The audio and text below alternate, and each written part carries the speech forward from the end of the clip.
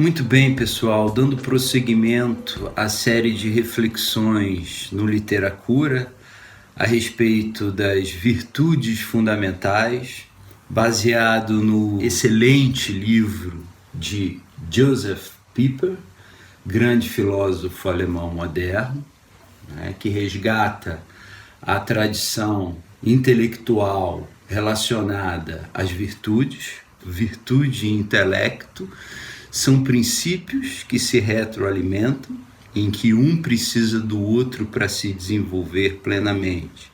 E no primeiro Literacura a respeito das virtudes fundamentais, eu falei sobre a prudência, que é aquela primeira virtude que nos coloca com o pé na realidade. O homem prudente é aquele que tem uma condição autorrealizadora, é uma condição de saber discernir o que é bom do que é mal, do que deve ser escolhido para o próprio bem e o que deve ser evitado para a própria ruína interior.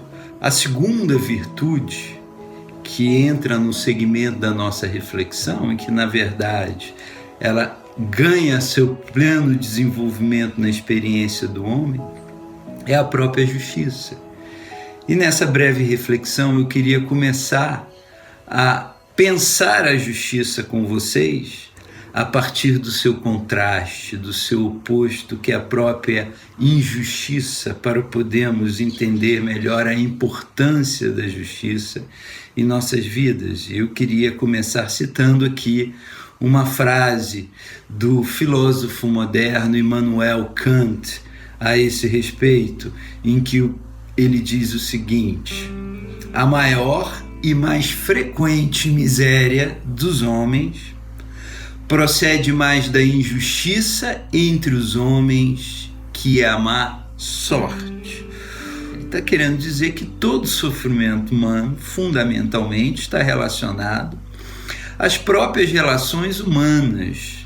Quando essas relações humanas elas se tornam desordenadas, injustas, desarmônicas, sem senso de consistência e de referência, as relações humanas desonestas entre os próprios homens se tornam fonte de sofrimento para a humanidade. É aí que a humanidade realmente padece, realmente sofre muito mais do que um princípio natural, catástrofes naturais.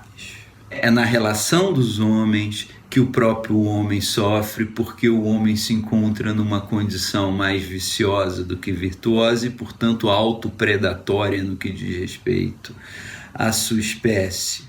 E aí é que podemos inserir a injustiça na desarmonia da sociedade humana, que, por decorrência dos vícios, do egoísmo, da vaidade, que na verdade colocam o homem numa condição medíocre, isso instaura aquilo que um outro filósofo moderno inglês, Thomas Hobbes, vai chamar do princípio de que o homem é o lobo do homem, é uma espécie que tem uma grande dificuldade de se estabelecer em relações felizes, mas que se estabelece em grande parte em relações infelizes, porque sua relação com a realidade ou com a harmonia das coisas se encontra desfigurada em razão dos próprios vícios.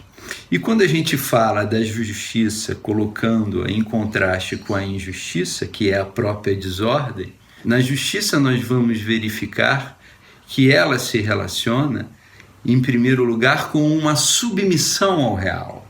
Ela é uma continuidade e ela é o pleno desenvolvimento da prudência. À medida em que eu me submeto ao real, à realidade das coisas, eu me realizo. A partir de uma sinceridade intelectual e verdadeira em relação a elas mesmas.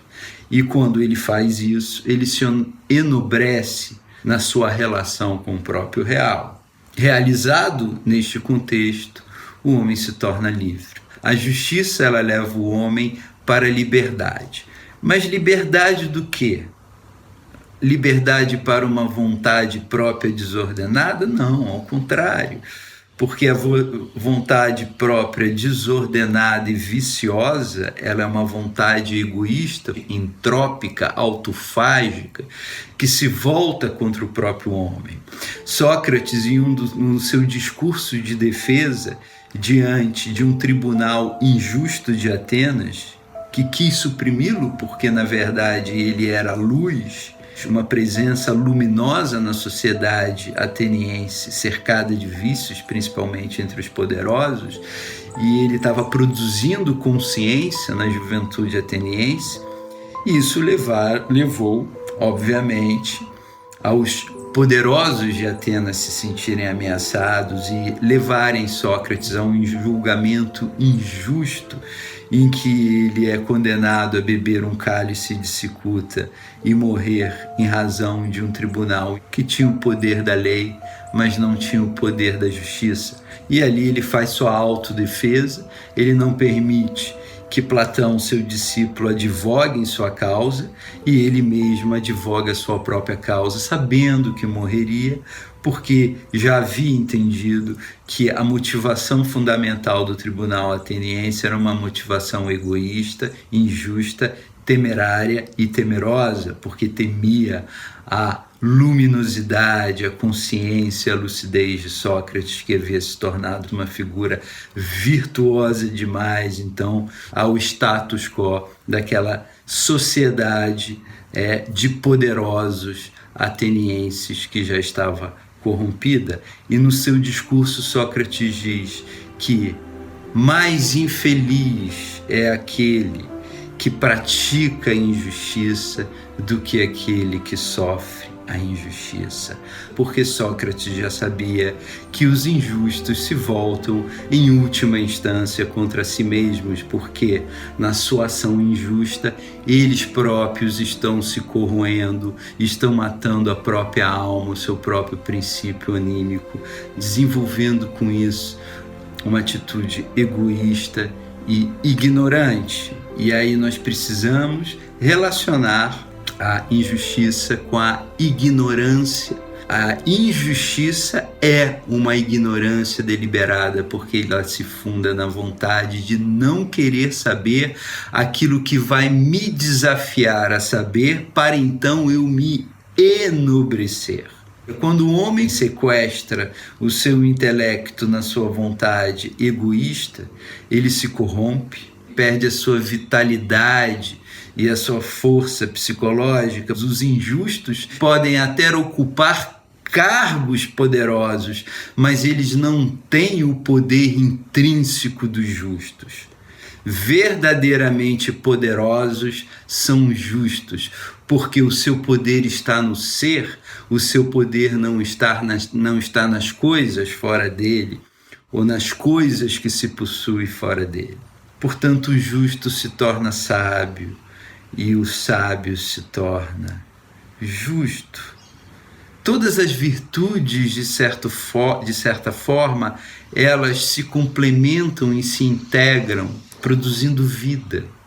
O homem que vive uma filosofia virtuosa, ou tem um amor pelas virtudes em razão do amor pela sabedoria, esse homem, ele é um homem que se torna íntegro, aquele que não se caracteriza mais por dissimulações, por falsidades, que não se esconde mais atrás das suas palavras, mas as suas palavras são suas ações e suas ações são suas palavras, onde há unidade, a vida, a força, a plenitude. Ao contrário, onde há ambiguidade, há inimizade, há fraqueza, há padecimento.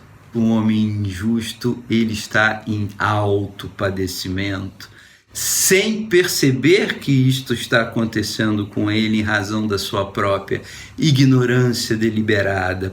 O seu intelecto não está comprometido com a realidade, mas está comprometido com a sua vontade viciosa e egoísta, que o torna obscurecido para a própria realidade. E quer maior fragilidade do que isso? Quando o homem tem poder, mas ele não tem compreensão, o seu poder está nos cargos, toda uma população sofre. Agora, quando o homem tem poder e tem compreensão, a sociedade se harmoniza. É sob esse princípio que Platão defendia que os reis deveriam ser filósofos e os filósofos reis, porque apenas assim a sociedade entraria na sua plena harmonia, porque na figura do rei justo e sábio ela encontraria a sua própria unidade social. Então tá aí, a justiça como virtude cardeal. Quem é injusto está fora da ordem, está rompido com a ordem. Que ordem? A ordem da vida, a ordem do cosmos, a ordem de todos os seres, a ordem que foi ordenada pela própria verdade, que é fundamento da realidade, que é o próprio Deus, enfim. Quem é o dono da própria casa? Quem é que manda nos seus próprios afetos? Quem é que ordena os seus impulsos, as suas vontades, os seus afetos, de acordo com a sua própria inteligência íntegra e integrada na realidade das coisas, senão o justo? O injusto, ao contrário, ele não ordena os seus afetos e vontades, mas ele é possuído, escravizado pelos seus afetos e vontades. Ele não é o dono da casa, ele não é o dono do seu humor. Fechando essa reflexão naquela frase de um psiquiatra americano que eu tenho grande admiração, Scott Peck, que dizia: a disciplina nos protege do sofrimento, porque a disciplina, na verdade, ela é a ordenação do homem em direção ao real. Ela faz parte de um homem que se ordena e se torna ordenado. As pessoas que ocupam os cargos de poder e as pessoas que dão vida às instituições de poder e que estão posicionadas numa condição existencial e psicológica injusta, vai produzir uma desarmonia social imensa.